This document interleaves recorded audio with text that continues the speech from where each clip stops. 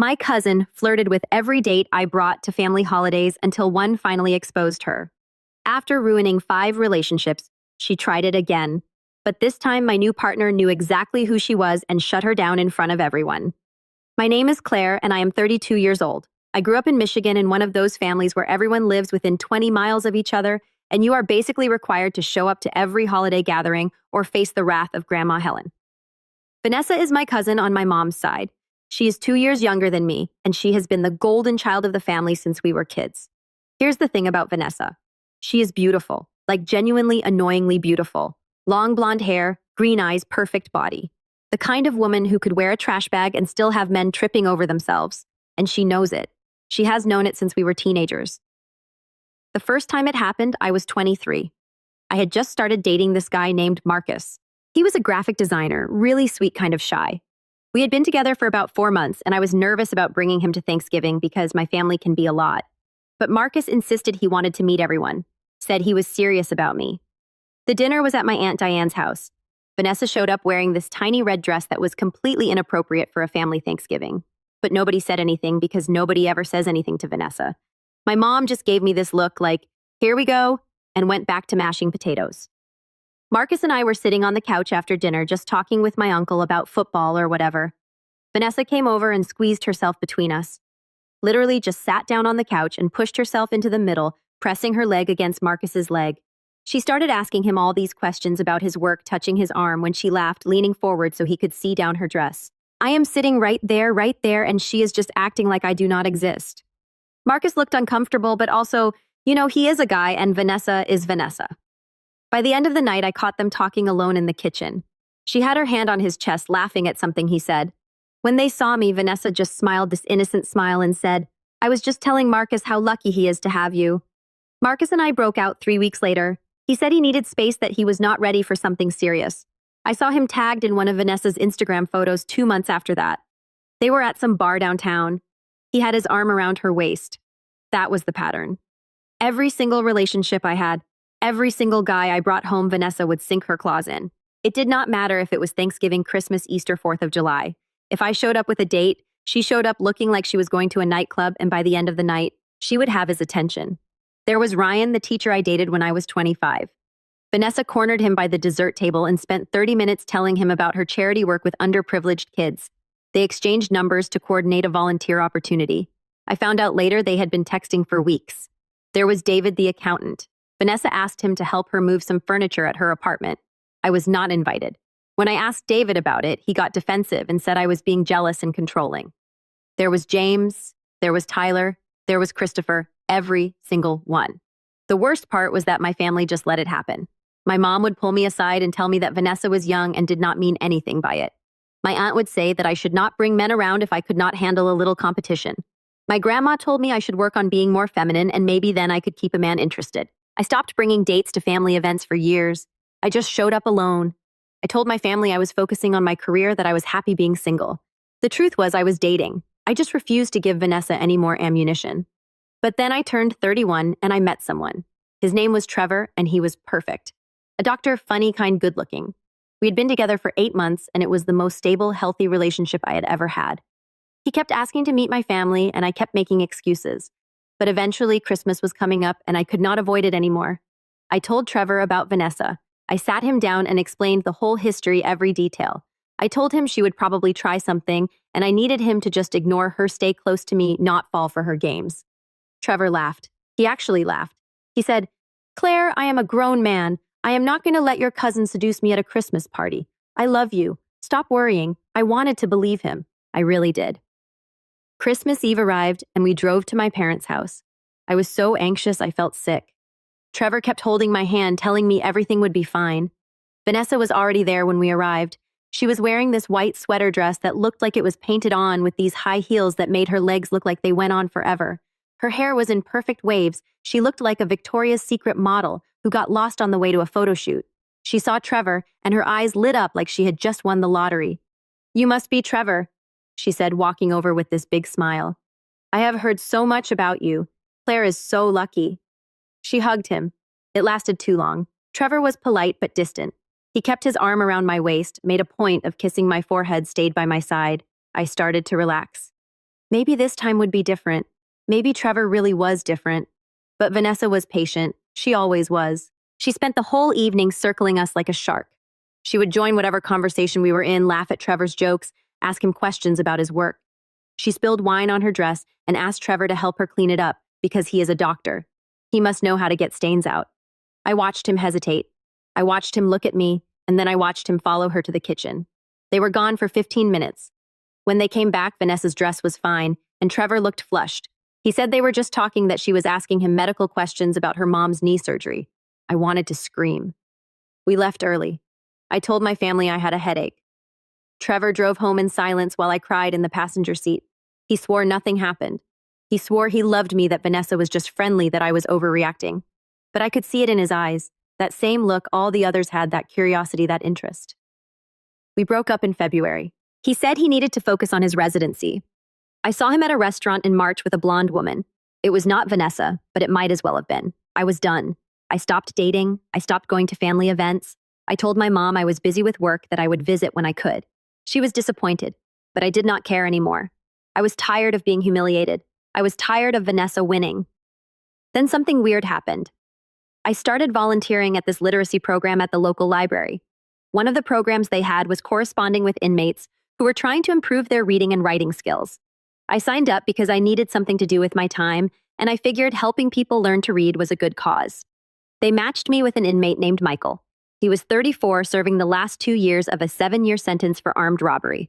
His first letter was short, just a few sentences thanking me for volunteering and saying he hoped to improve his writing before he got out. I wrote back. I told him about my work as a project manager at a tech company, about my love for hiking, about the weather in Michigan, basic stuff. He wrote back with more details. He told me about growing up in Detroit, about making bad choices when he was young, about how prison had given him time to think about the man he wanted to be. His writing was rough but honest. There was something raw about it that I found refreshing. We kept writing once a week at first, then twice a week, then almost every day. Michael told me about the books he was reading, about the anger management classes he was taking, about his plans for when he got out. He wanted to get a job in construction, maybe go to community college eventually. He had an aunt in Grand Rapids who said he could stay with her until he got on his feet. I told him about my family, about Vanessa, about feeling invisible and inadequate and angry. Michael did not judge me. He did not tell me to be more confident or to just ignore her. He said, "Your cousin sounds like a miserable person who only feels good when she is making other people feel bad. That is not about you. That is about her."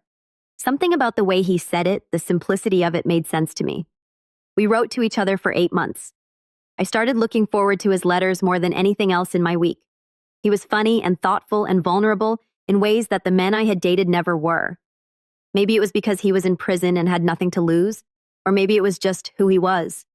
Then one day he wrote and told me he was getting out in 2 months. He asked if I would be willing to meet him in person, maybe grab coffee. No pressure. He said he understood if I said no, that he knew the situation was complicated. I said yes. I do not know why I said yes. Maybe I was lonely. Maybe I was curious.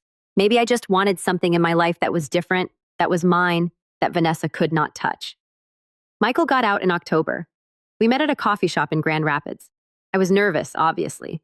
This was a man I had been writing to for months but had never seen except in the small blurry photo that came with his first letter. He walked in and I recognized him immediately. Tall, broad shoulders, dark haircut, short, a nervous smile. He was handsome in this unexpected way, not polished like the guys I usually dated, but real. We talked for 3 hours. It was easy and comfortable and nothing like I expected. He told me about adjusting to being out, about his job doing drywall work, about staying with his aunt. I told him about my job, my apartment, my terrible family. He asked if he could see me again. I said yes. We started dating officially, I guess, though it felt strange to call it that at first. We went to movies, we got dinner, we went for walks along the river. He was different from anyone I had ever been with. He listened when I talked. He did not play games. He said what he meant, and he understood me in this way that felt almost scary. He could tell when I was anxious or upset before I said anything. He knew when I needed space and when I needed to be held. It was like having someone actually see me for the first time in my life. My mom called in November and asked if I was coming to Thanksgiving. I had been avoiding her calls, but I finally picked up.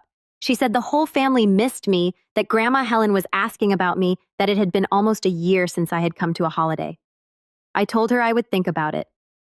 Michael and I were lying in bed that night when I mentioned it. He asked why I was hesitant.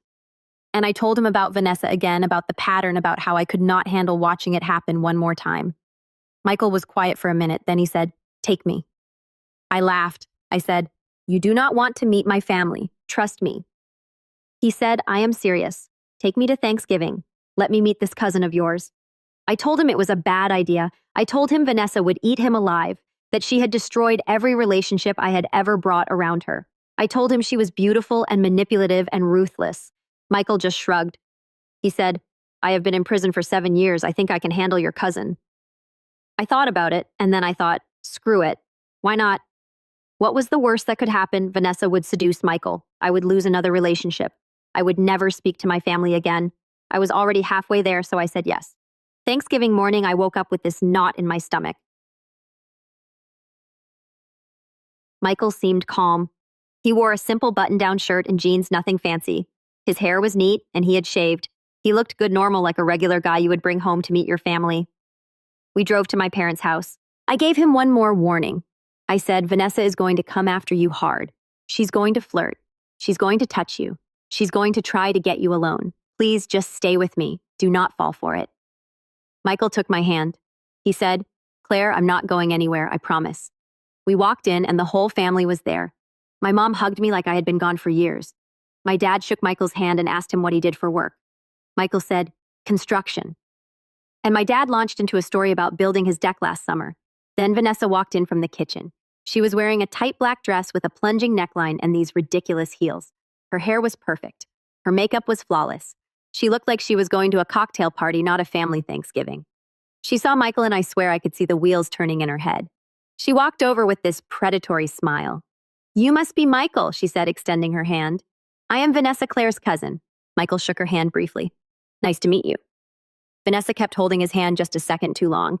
"I have heard absolutely nothing about you. Claire keeps her life so private." She looked at me with this fake, innocent expression. "How long have you two been together?" "A couple months," I said. "That is so sweet," Vanessa said. "How did you meet?" I opened my mouth. Not sure what to say, but Michael answered first through a pen pal program. Vanessa's eyes lit up. "Oh, like one of those online things." "That is adorable." "Something like that," Michael said. His voice was even unbothered. Vanessa launched into her usual routine. She asked Michael about his job, about where he grew up, about his hobbies. She touched his arm when she laughed. She leaned in when he talked. She did everything she always did. Michael was polite but distant. He answered her questions briefly, then turned back to me or someone else. He kept his hand on my lower back. When Vanessa suggested he help her bring in extra chairs from the garage, he said, "I think your dad can handle it," and stayed by my side. I could see Vanessa getting frustrated. This was not how it usually went. Usually by this point, the guy would be fawning over her, finding excuses to talk to her alone, getting flustered by her attention. Michael was not flustered. He was barely interested. Dinner was the same. Vanessa sat across from us and spent the whole meal trying to engage Michael in conversation. She asked him about sports, about movies, about music. She told stories designed to make her sound interesting and adventurous. She laughed loudly at jokes that were not funny. Michael was polite. He nodded. He smiled occasionally, but mostly he talked to my uncle about fishing and asked my grandma about her recipe for stuffing. He held my hand under the table. After dinner, everyone moved to the living room. Vanessa cornered Michael by the drink table. I watched from across the room, my heart pounding. This was usually when it happened. The private conversation, the exchanged phone numbers, the beginning of the end. I saw Vanessa lean in close to Michael. I saw her touch his chest. I saw her whisper something in his ear. Michael stepped back. He said something I could not hear, then walked away and came back to sit next to me on the couch. Vanessa stood by the drink table looking stunned. My mom leaned over and whispered, "I like this one." He seemed steady. I almost cried. We stayed for another hour. Vanessa kept trying, kept circling, but Michael did not budge. He stayed with me, talked to my family, acted like Vanessa was just another person in the room and not the center of the universe. When we finally left, I felt like I could breathe for the first time in years. In the car, I asked Michael what Vanessa had said to him by the drink table. He hesitated. Then he said, "She told me you were damaged and insecure and that I could do better." She gave me her number. My stomach dropped.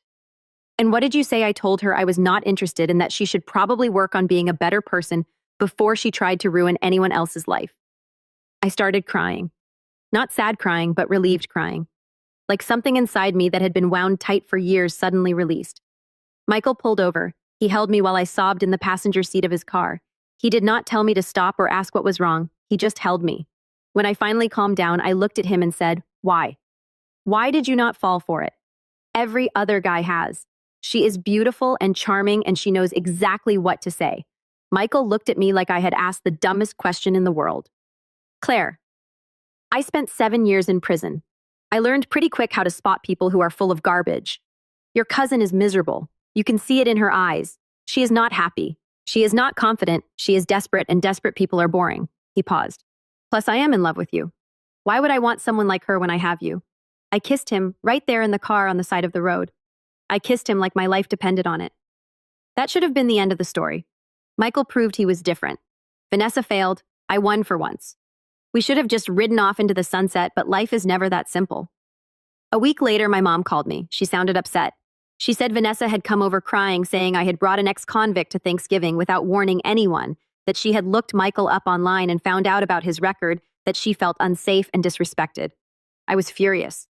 I said, "Mom, Michael served his time. He's a good person. And Vanessa is only upset because she could not manipulate him." My mom sighed. She said, "Cla, honey, I know Vanessa can be difficult, but bringing a felon to a family event without telling anyone is not okay.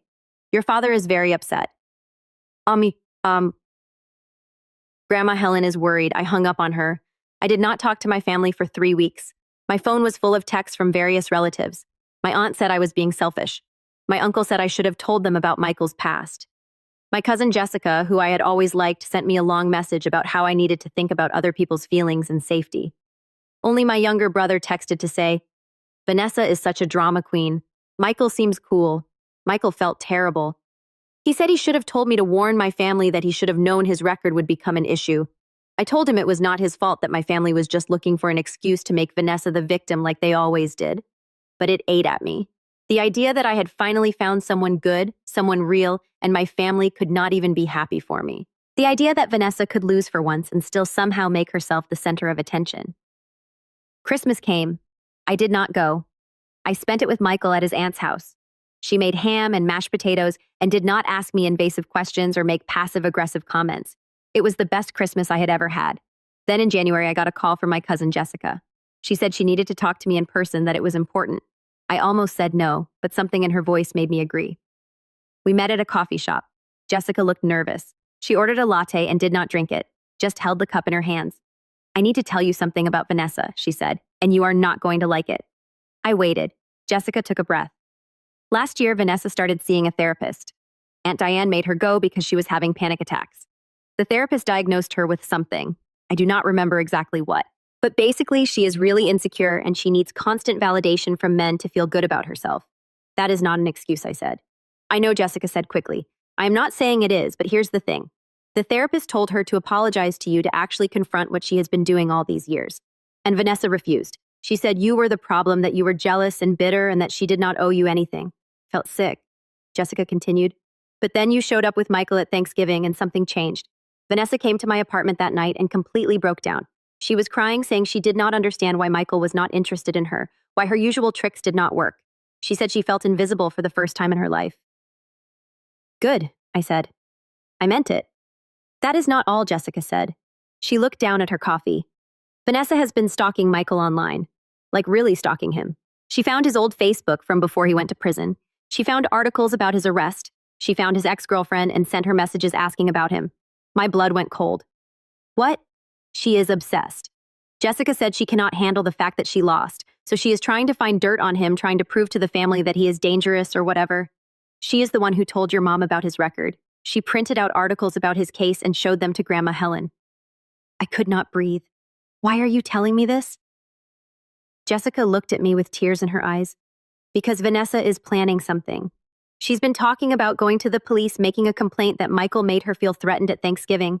She is trying to get him in trouble, maybe even sent back to prison, and I could not let her do that without warning you." I felt like the world was tilting. She would not. Even Vanessa would not do that. "Claire, she is not thinking straight," Jessica said. "She is desperate, and desperate people do crazy things." I left the coffee shop in a daze. I called Michael immediately and told him everything. He was quiet for a long time. Then he said, "I knew something like this might happen. People do not like when ex-cons try to build normal lives. There is always someone who wants to tear you down. We need to do something. I said, we need to stop her. There is nothing to stop, Michael said. I did not threaten her. I did not do anything wrong. If she files a false report, it will get thrown out. But it will be on your record, I said. It will follow you. Michael sighed. Yeah, probably. I had never felt rage like what I felt in that moment. Pure, burning rage at Vanessa for being so selfish, so cruel, so empty that she would try to destroy someone's life just to feel powerful. I spent the next 2 days trying to figure out what to do. I considered calling Vanessa and threatening her. I considered warning my parents. I considered going to a lawyer. Then Michael said something that changed everything. He said, "What if we just let her do it?" I stared at him. What? What if we let her file the false report? Michael said, "Let her lie to the police, let her put it in writing, and then we prove she is lying." How Michael pulled out his phone. He opened his voice memo app. I recorded our conversation at Thanksgiving, the one by the drink table when she gave me her number. I record a lot of conversations now just in case. Prison habit. He played it. Vanessa's voice came through crystal clear. "Claire is damaged and insecure. You seem like a smart guy. You could do so much better. Here is my number. Call me if you want to have a real conversation."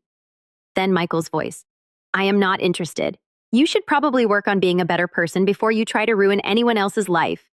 Vanessa's laugh, bitter and sharp. "Wow, you are just like her. Judgmental and boring." The recording ended. This proves she was coming on to me. Michael said if she claims I threatened her or made her uncomfortable. This recording contradicts that. It shows she was the aggressor. I looked at him. "You recorded that just in case I told you." Michael said 7 years in prison teaches you to protect yourself. We decided to wait. If Vanessa filed a false report, we would use the recording to prove she was lying. If she did not, we would just move on with our lives. 3 weeks went by. Nothing happened. I started to think maybe Jessica was wrong. Maybe Vanessa had backed down. Then my mom called. She said Vanessa had been in a car accident. Not serious, just a fender bender, but she was shaken up. She wanted me to come visit her in the hospital. I said no. My mom was angry. She said I was being cruel, that Vanessa was family, that I needed to put aside whatever petty grudge I was holding. I hung up, but I felt guilty. I have always felt guilty when it comes to my family. That is what they trained me to do. Feel guilty for having boundaries. Feel guilty for protecting myself. So I went to the hospital. Not because I wanted to see Vanessa, but because I wanted to prove to myself that I was the bigger person. Vanessa was in a private room sitting up in bed with a small bandage on her forehead. She looked surprised to see me. "Claire," she said, "I did not think you would come." "I almost did not," I said. "But Mom said you wanted to see me." Vanessa looked down at her hands. "I did. I need to tell you something." I waited. "I have been really messed up," Vanessa said. Her voice was quiet, shaky, like really, really messed up. "My therapist says I have been using male attention to avoid dealing with trauma from when I was younger, and I know that is not an excuse for what I have done to you, for what I have done to all your relationships." I did not say anything. Vanessa continued, tears running down her face now. "I have been so jealous of you for so long. You have always had your life together. Good job, your own apartment. You are smart and funny, and people actually like you. And I have nothing, just my looks, and I have been so terrified of losing that, of becoming invisible, that I have been trying to prove I am better than you by taking the one thing you had that I did not. My relationships," I said. "Yes," Vanessa whispered. "And I know that is so messed up. I know I have hurt you so badly, and I am sorry. I am so, so sorry." I stood there looking at her.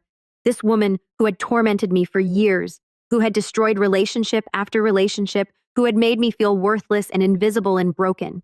And now she was crying, apologizing, admitting she was the problem. I should have felt vindicated. I should have felt triumphant. Instead, I just felt tired.